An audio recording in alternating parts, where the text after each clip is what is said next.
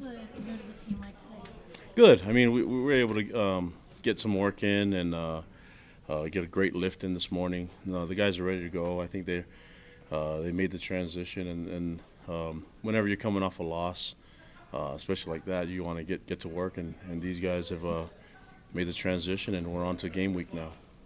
Looking at the film of the 2-point conversion, did you anticipate what Utah was going to call defensively, and did you like how the play call against that went? Yeah, I'm not going to question any of the stuff that happened. I mean, I think Utah, you have to give them credit. They made a play, and we didn't. But looking back at the 2-point conversion and all that, it could have gone so many different ways. There's a lot of things that details to our assignment in that play that could have been different, but it just worked out the way it did, and we'll just have to move on and learn from it. Having had a chance to, I'm sure, watch the targeting calls over and over again, has your opinion changed from what you No, told us after the nope. It's exactly how I felt when I saw it on the big replay. The super big screen gave me a great view of it, and then when I wasn't looking at that, there were other two screens to look at. So no, I saw what I saw, and I mean it doesn't change anything. We have to keep working, and we'll just keep moving. Who replaces Kai or free safety? Oh, we have a number of safeties that can do it. I mean, I think you're looking at Matt Hadley came and did some stuff. Eric Takanaka did some things too, and we have Zane Anderson and Tanner Jacobson. So there's a bunch of guys there, and we'll see how UCLA comes after us, knowing that we're going to be without number 12 in the backfield. But they should probably test the new guy and see what happens. How tough is it for the defense not to have Kai in his presence? Well, he's with us, so he's practicing with us, and he'll be with us in the game. He just won't be able to be out there the first half, and he'll still lead us from the sideline. So it's not like he's not present. So he will be there, and he just can't be out there making plays. And someone will fill in, just like they did in the second half. And we're looking for someone to just step up and take advantage of the opportunity. Did a different captain go out to the coin toss? Or? No, I don't think so. I don't think he's been banned from the coin toss. So unless that changes, I don't know. So no hope of appeal on that at all, is there? No, the way it was explained to me was that the appeal was basically Saturday night. So when Yeah, the so- replay official upheld it? Yeah, so the rule is if there's no replay available, then they would review it, right? And this one, there was a replay official available, and they made that decision, and it was set in concrete Saturday night. And so that's just the way the protocol is. Are you ever going to chest bump Francis Bernard again? I don't know. I probably should have came with more force, but yeah, I'm gonna chest bump a lot, and I mean I hope so. I hope I have a bunch of opportunities to decide whether or not I'm going to. You're really familiar with UCLA, obviously, with Mhm. going against Oregon State and Utah. What are your impressions of the program and just what they bring? Well, I think Coach Moore does a great job. His team's always ready, and they have a great quarterback, and they have a bunch of great athletes on their team, and so that's never really changed. They've always been athletic, and they're a little bit more physical now. So looking forward to the game this Saturday. But I have nothing but respect for that coaching staff and that program. They do it the right way. What challenge does Josh Rosen present to your defense? Well, he can throw. He's a special. I mean, the guy as a true freshman came in and he just doesn't seem so young. He manages the game really well, and really impressed with him last year. And watching him this year, I think he's already been in some tough positions, and he's been able to get him out of it. So that A&M game was really impressive for me to watch. And yeah, it's going to be difficult, but I think our guys are up for the task. How close is Travis Tuiloma to returning? Do you anticipate maybe there's a chance? If I was a trainer, I could probably tell you more. But my job as a head coach is to protect our players, and we get advice and counsel from the training room, and we just don't want to put our guys out there and risk anything, especially with him and that type of injury. So when the time's right, he'll be back. Same idea with Troy. Yeah, Troy Warner. Yeah, it'd be the same thing. That covers everybody. It's not like I pick only one person to be concerned about. No, that covers everyone. I wasn't saying it was a dumb question. I'm just saying.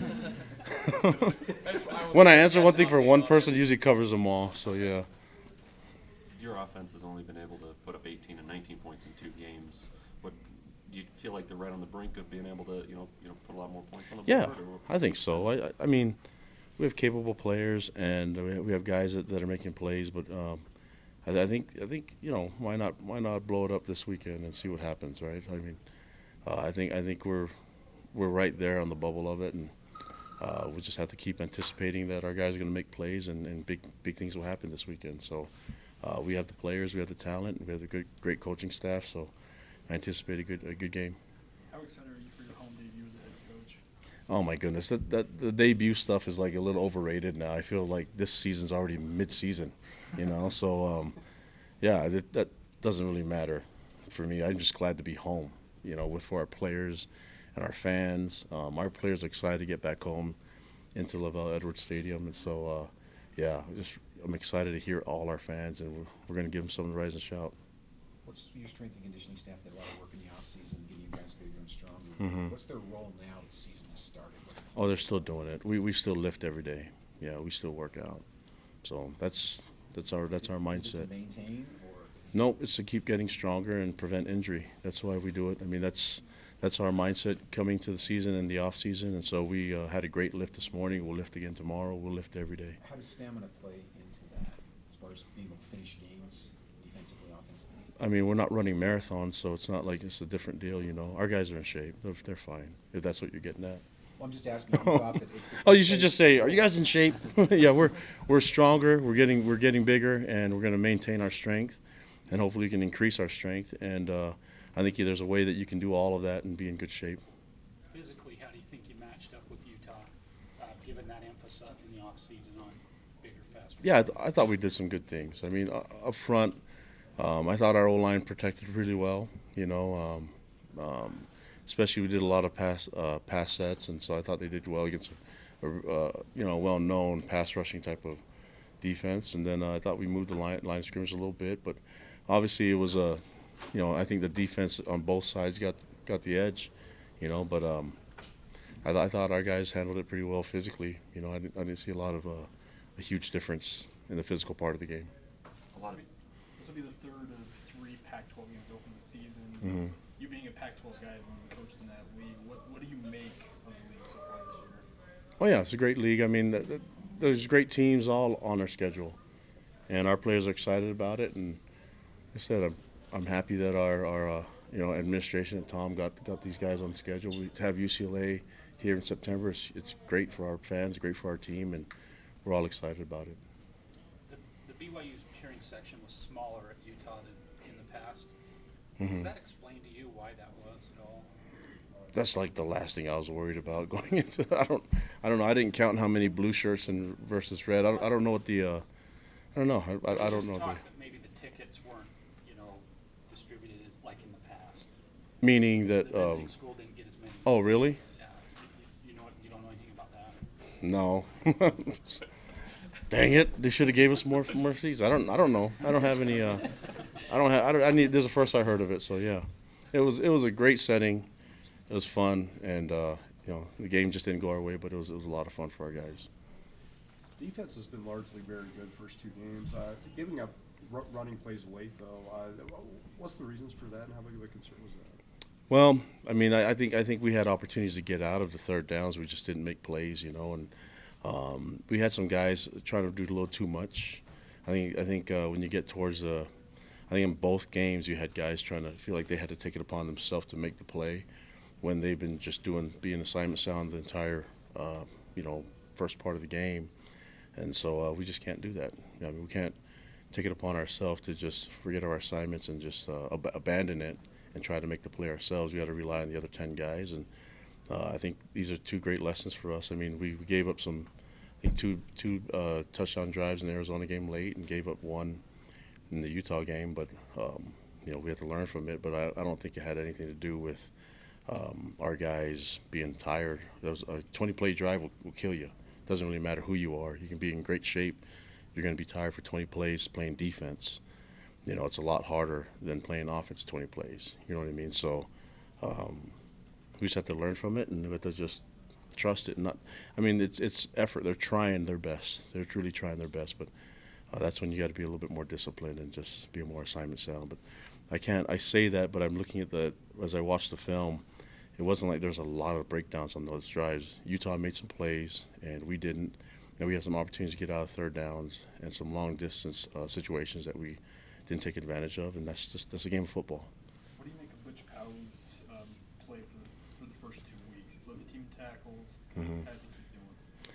Great. That's why our coaching staff, Coach Tuyaki and our defensive staff felt comfortable with him moving to middle linebacker. We thought he could play that Mike position, and that we could put Harvey at the end. You know, and to be honest with you, Butch is a really, really instinctive, great player, and he's just hard to run over. As you can see, he knocks people back. So that's what you want. And he's only a sophomore, so we have him around for a while. But he's also a great leader on the field for our defense. You used 4 different guys at that opposite for Davis in the Utah game, including some guys who got their first action, Fox and Armstrong. What's that position like moving forward this week against UCLA? We'll kind of figure it out. It's kind of like the safety position. You know, we're still working with getting Troy back, and then we have Diane Lake, and obviously we don't have Austin, but we have Isaiah Armstrong and then Chris Wilcox. So it gives us some guys to work with, and we'll see how it all works out. Whoever is in the best position where we feel comfortable with will be in that game. What are you looking for at that spot? A competition. Whoever's the best one will play that position. I mean, Last question. that's how we handle everything.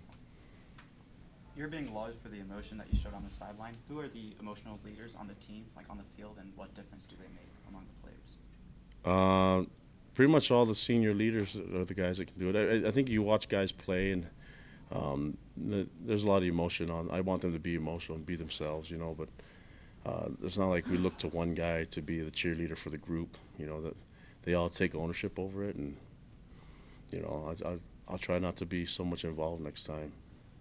You know, Tanner and I had a penalty, so we got to do some extra gassers or something for it. Thanks, Coach. All right, guys, thank you.